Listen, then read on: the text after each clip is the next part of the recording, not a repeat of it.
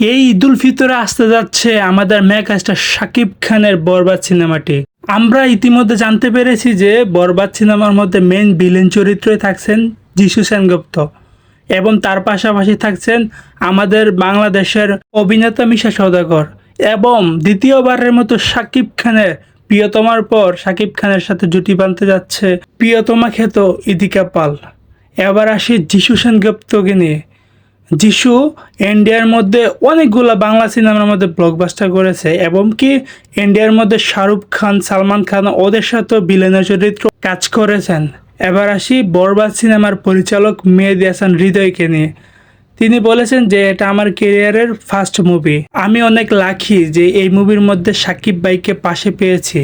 আমি ঠিক যেভাবে চেয়েছিলাম ঠিক সেভাবেই সাকিব ভাইকে প্রেজেন্ট করতে পেরেছি বরবাদ সিনেমার মধ্যে। এবার আসি আমাদের সাকিব খানকে নিয়ে।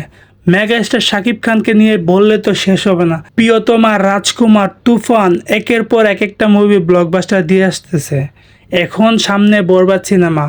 আপনাদের কি মনে হয় বরবাদ কি ব্লকবাস্টার হবে? অবশ্যই কমেন্ট বক্সে জানাবেন। আজকের এই ভিডিওটা এই পর্যন্তই ছিল। যদি ভিডিওটা ভালো লাগে একটা লাইক, একটা কমেন্ট করবেন আর অবশ্যই আমার চ্যানেলটা সাবস্ক্রাইব করবেন। দেখা হবে পরবর্তী ভিডিওতে।